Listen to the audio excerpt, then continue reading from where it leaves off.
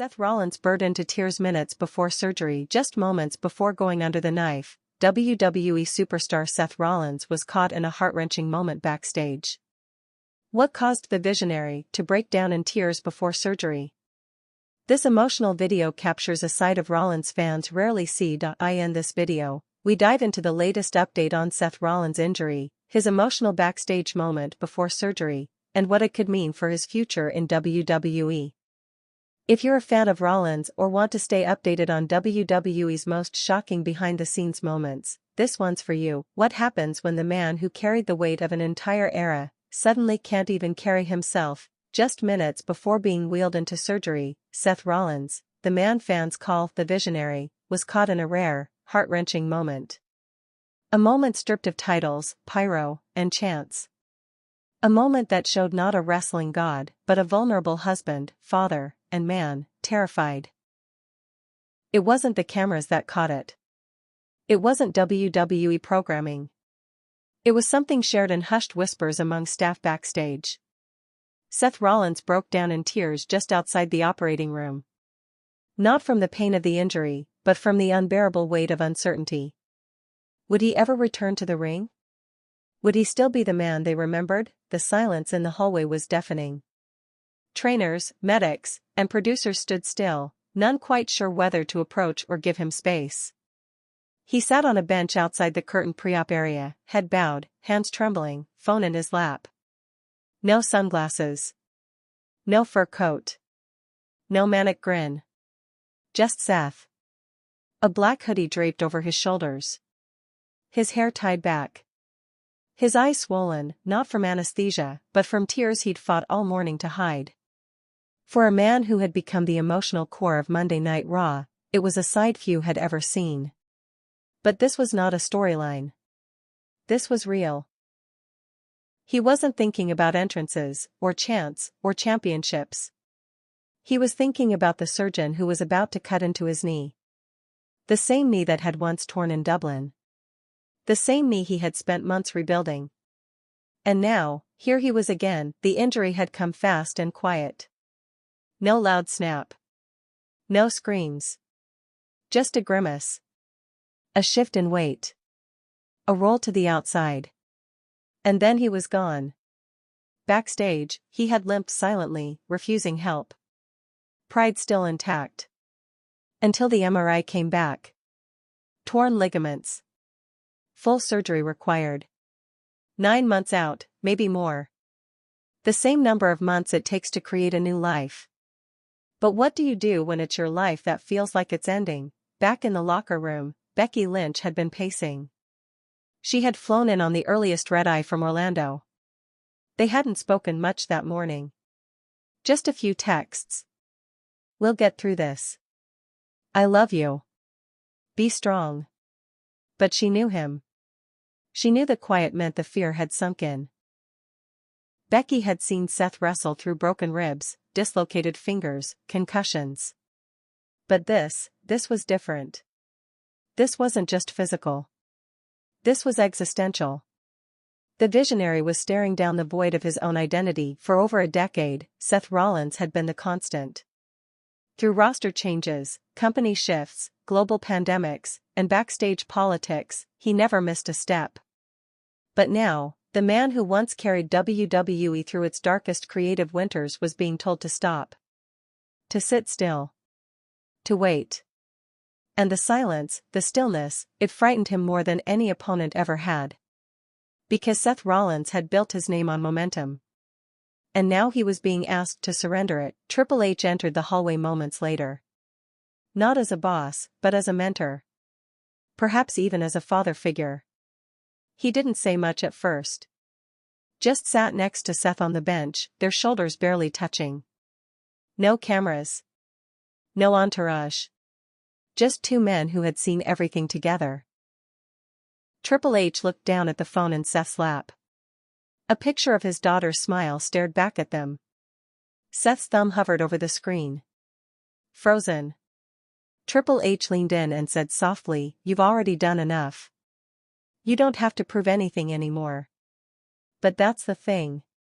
For men like Seth, proving it is the only thing. Back inside the operating room, the anesthesiologist was prepping.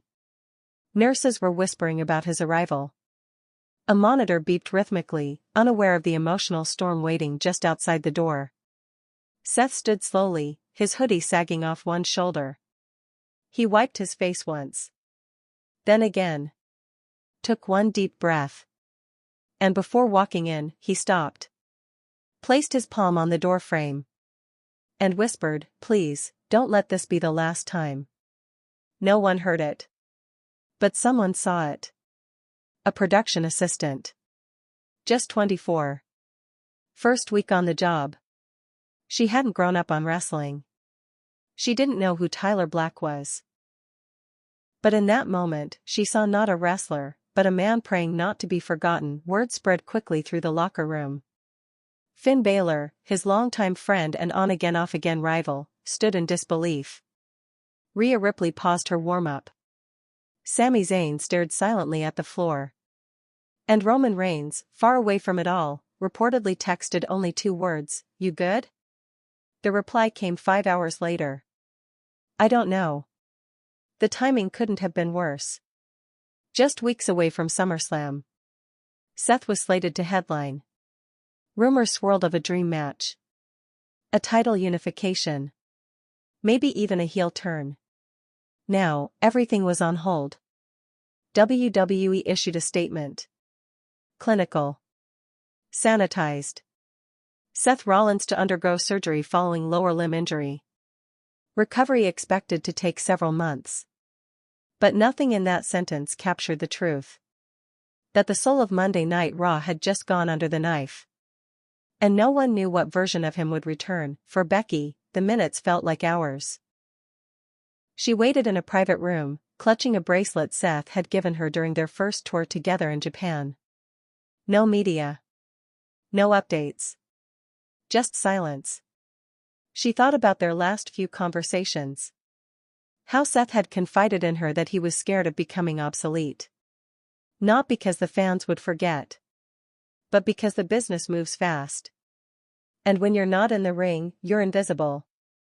Even if you're a legend. When the surgeon finally emerged, mask still on, eyes tired but steady, he gave a small nod. "He's okay. Everything went well." Relief swept through the room, but it was short-lived. Because now came the harder part. Not the surgery.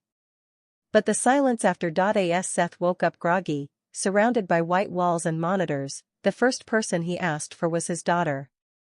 Not the championship. Not his gear. Just his little girl. They FaceTimed. She was too young to understand the wires, the tubes, the hospital bed. But she smiled and waved. Seth smiled too. But then turned his face away from the screen. Becky saw it. That's when she knew. He was holding back another wave because Seth wasn't crying over the pain. He wasn't even crying over the months he'd be missing. He was crying because, for the first time in his life, he felt powerless. Powerless to perform. Powerless to protect. Powerless to be the man his daughter would one day ask about. Not the visionary. Not the architect. Just Dad. Back at WWE headquarters, the creative team went into overdrive. Plans had to change. Arcs rewritten.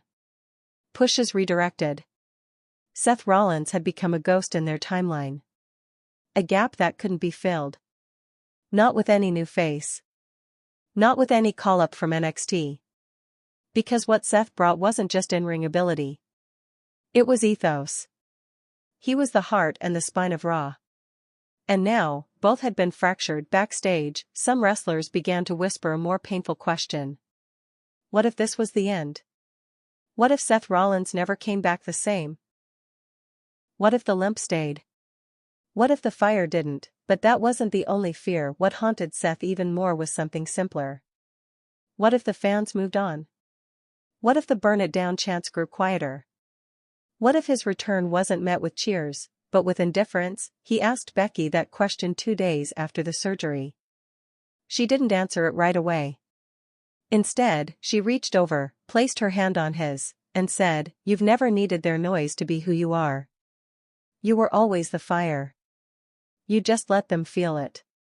That night, alone in his hospital room, Seth opened his notes app and began to write. Not a promo. Not a storyline. Just thoughts. For the first time in years, he wasn't writing as a character. He was writing as Colby. The kid from Iowa who just wanted to make a difference with a pair of boots and a dream, and yet, beneath all that vulnerability, something else stirred. A flicker. A whisper. A refusal to disappear. He wasn't ready to say goodbye, not yet.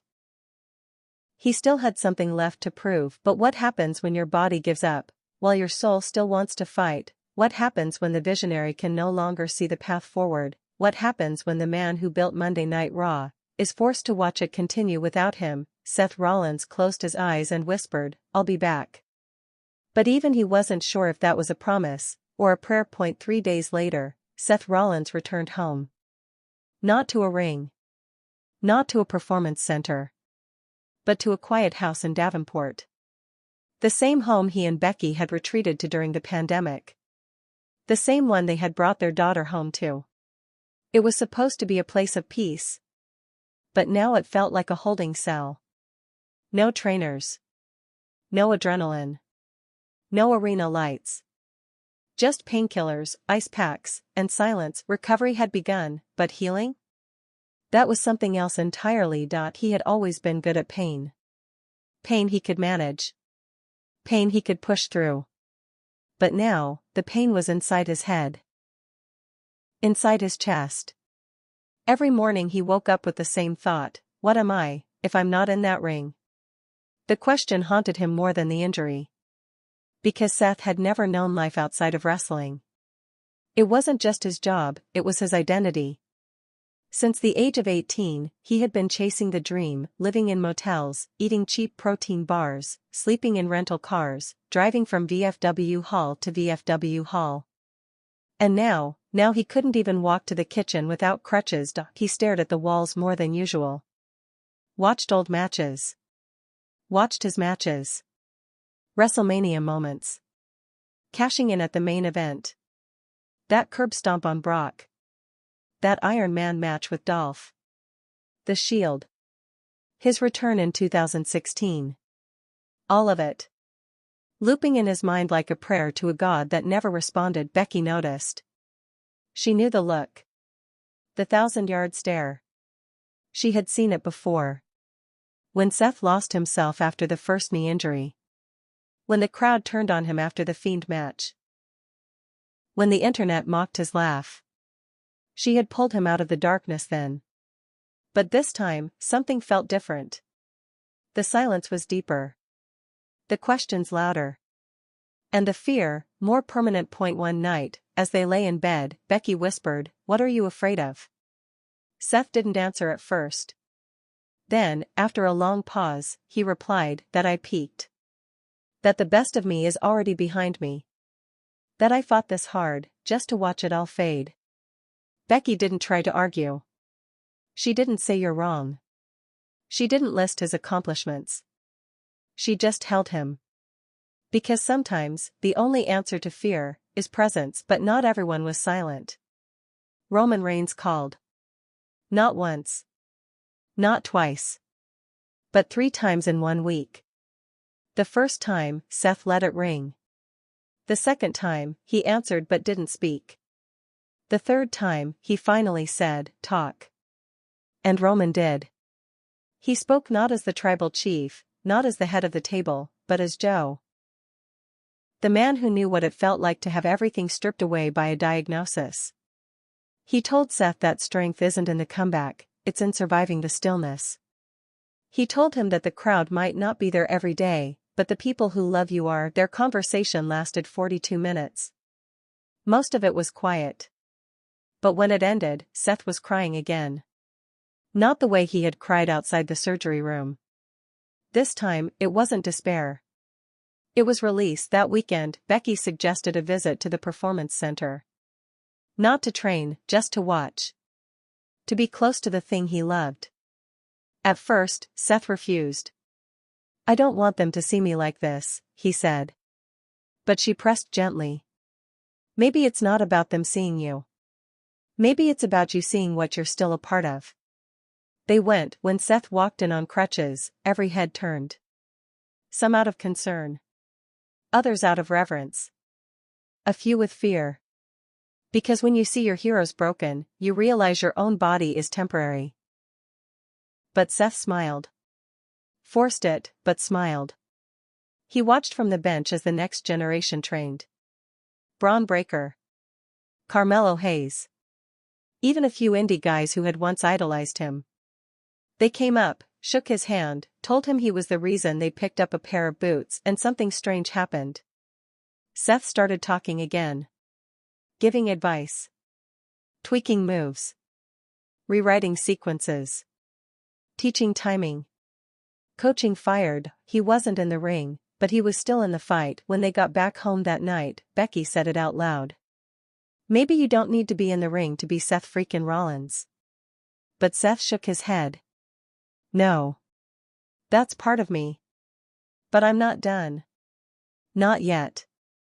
The fire had returned, but it was burning differently now. Slower. Steadier. No longer reckless. Now it was purposeful. He began rehab with the intensity of a man training for his final battle. 2-a-day sessions. Ice baths. Electro-stim. He charted progress in a journal. Drew diagrams of his recovery. Watched tape not to relive the past, but to prepare for a new version of himself. WWE checked in regularly. Hunter. Sean. Even Vince. They all asked about a timetable. 9 months, the doctors said. Seth didn't flinch. He had heard that number before. But in his mind, he whispered something different. 7.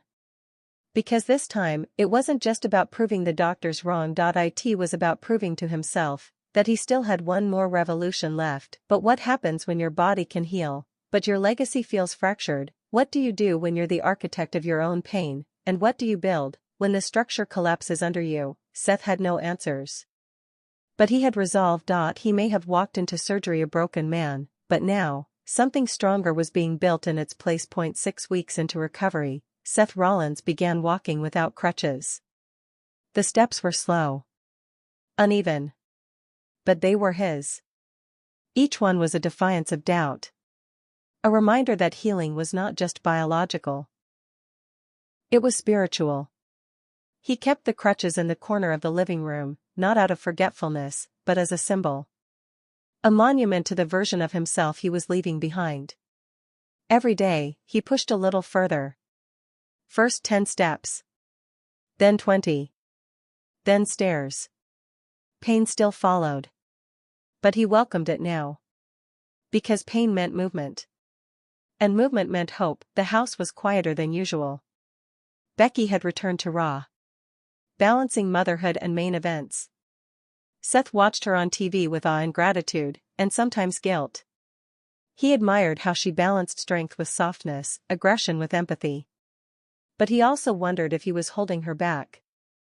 If she was dimming her fire to help him relight his. He never said it out loud. But Becky knew. One night, after tucking their daughter into bed, she sat beside him on the couch.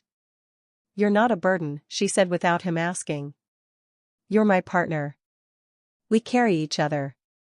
Seth looked down, swallowed hard, and nodded. It was the kind of reassurance that only love can give, steady, unshaken, and quiet. Still, the internal war waged on. Social media was beginning to move forward. New storylines. New rivalries. New fan favorites. Seth had always known that wrestling was a revolving door. But knowing didn't make it easier. He scrolled past posts he should have liked. Skipped headlines he should have read. Every push notification was a reminder of the show continuing. Without him, then came the rumors, Seth Rollins' WWE future in question. Internal doubts about Rollins' recovery timeline. Triple H reshuffling main event plans. He didn't react publicly. Didn't tweet. Didn't address the headlines. But they landed like paper cuts to the soul. Because this wasn't a gimmick. This wasn't a storyline. This was his life. In those moments, he would retreat into the gym. Alone. No cameras. No playlist. Just sweat and silence. Rebuilding. Not just his body, but his conviction. And then, the letter arrived. It came in a plain envelope. No WWE logo. No dramatic flair. Just a handwritten note from a fan named Caleb. 8 years old. Diagnosed with a rare autoimmune condition. The letter was simple. You're my favorite. When you got hurt, I cried. But I know you'll come back. Because that's what heroes do. Please don't give up. Seth read it 3 times. Folded it. Unfolded it. Then read it again. And then he cried. But this time, not out of pain. Out of purpose, because in that letter, he found something he hadn't felt in weeks: clarity. His fight wasn't just for a return. It was for everyone who looked at him and saw possibility. A fighter. A father. A flawed but unbreakable human being. He called WWE the next morning. Put me on the books for SummerSlam, he said. There was silence on the other end. Seth, are you sure? No. But I'm coming anyway. He didn't care if he limped down the ramp. Didn't care if the crowd chanted his name or fell silent. All he knew was that he had to walk through that curtain one more time. Not for the title. Not for the pop. But to reclaim a piece of himself that had gone missing on the day of that surgery. Becky knew better than to question it. She simply hugged him. Held him longer than usual. And whispered, then let's finish what we started. And so began the final phase, not just rehab but resurrection. Seth reconnected with his old strength coach. Asked for a new plan. Not to become what he was, but to become something he had never been. They called it Phase 0.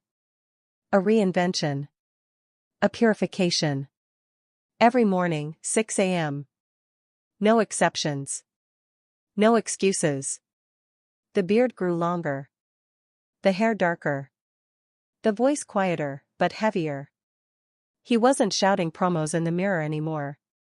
He was whispering truths to himself. You are more than the ring. You are more than the pain. You are not done. Meanwhile, WWE Creative had started drafting a return arc. They didn't know when he'd be back.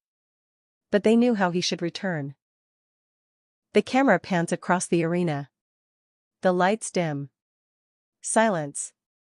Then, a single spotlight. Seth Rollins standing at the top of the ramp, not in neon, not in feathers, but in black. Clean. Stoic. A man who has seen the edge and walked away from it.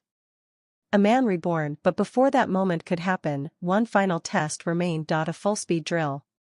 Knee braces off. Padding removed. The doctors were nervous.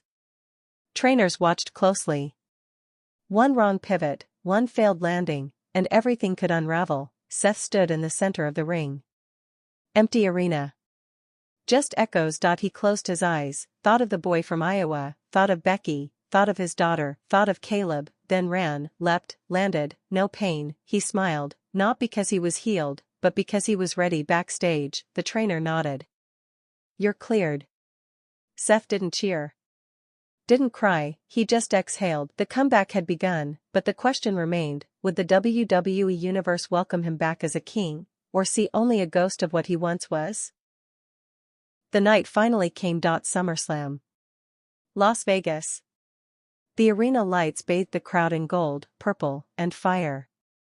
Chants echoed from every corner, and yet, beneath it all, there was something missing. The visionary hadn't walked this path in nearly 9 months.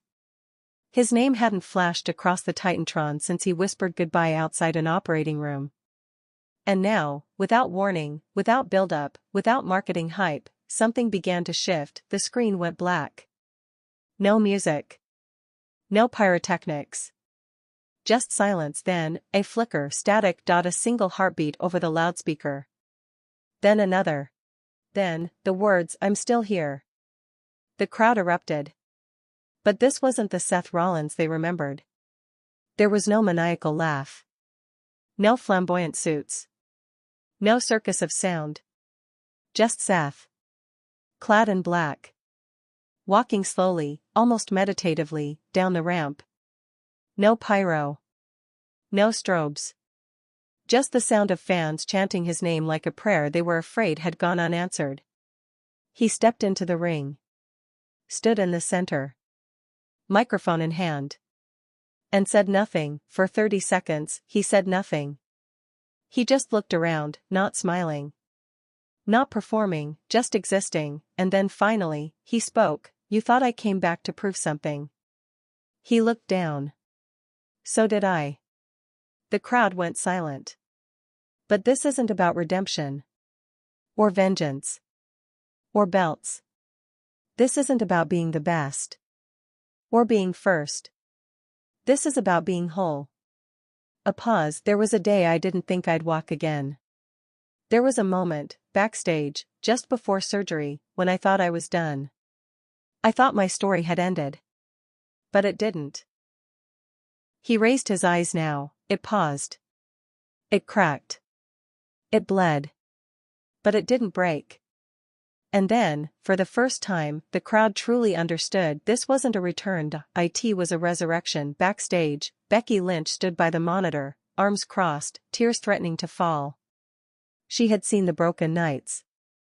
The whispered doubts. The silent meals. She had seen her husband disappear piece by piece, and now, here he was, putting himself back together in front of the world and the fans? They roared. Not for the moves. Not for the match.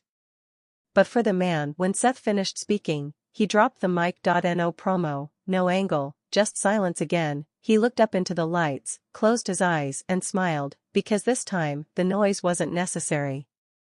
He had finally made peace with the silence. Later that night, the camera caught him backstage. Alone in the hallway. His gear still on. Sweat clinging to his skin. He leaned against the wall, breathing deeply. A stagehand passed by and said softly, "Welcome back." Seth looked at him and replied, "I never left."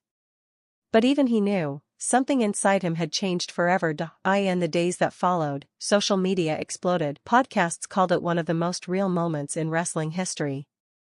Not because it was booked to perfection, but because it wasn't booked at all. It was raw. Honest. Vulnerable. And fans recognized that. Children who had written him off cheered again. Men who once booed him stood and clapped. Critics who called him overexposed admitted they missed his fire. But more importantly, Seth finally recognized something he hadn't seen before. He wasn't just loved for the character. He was loved for the courage. Courage to fall. Courage to cry. Courage to break. And still show up. Week after week, he returned. Slowly. Carefully. No immediate title pursuits. No blood feuds. Just matches. Purest. Technical. Beautiful. A wrestler's wrestler, rediscovering his art. The commentary changed too. No longer just the visionary. Now it was the survivor. The heart. The soul. And quietly, without needing to, Seth started to write again. Late at night, on the same phone that once held his daughter's photo outside surgery, he typed a message, "Dear Caleb, I read your letter the night before I came home from the hospital. I want you to know, I didn't come back for the belt, I came back for you." And somewhere, in a small town far from the bright lights of WWE, an 8-year-old fan opened an envelope and read those words with wide eyes, because sometimes, heroes don't fly. They fall, and still rise, and sometimes, the strongest man in the ring, is the one who let himself cry. Months passed. Seth Rollins continued to wrestle, but something had changed in the rhythm of his movements. He didn't rush the crowd anymore. He didn't chase the pop. He stood still longer during his entrances, absorbing every second like a man who knew it could all disappear again. Fans noticed it, too. His matches weren't just performances now, they were statements. Every stomp, every buckle bomb, every phoenix splash, it all carried weight. Meaning. Not for storyline progression, but for self-redemption. He didn't need to say it out loud, But the truth was written in every gaze he exchanged with the crowd. You thought I was gone. But I was just becoming. Commentators spoke about a new era of Seth Rollins, but they couldn't define it. Because he didn't fit a mold anymore. Not heel. Not face. Not hero. Not villain. He was simply present. And in a world of illusion, presence is revolutionary. Backstage, younger superstars began to gravitate.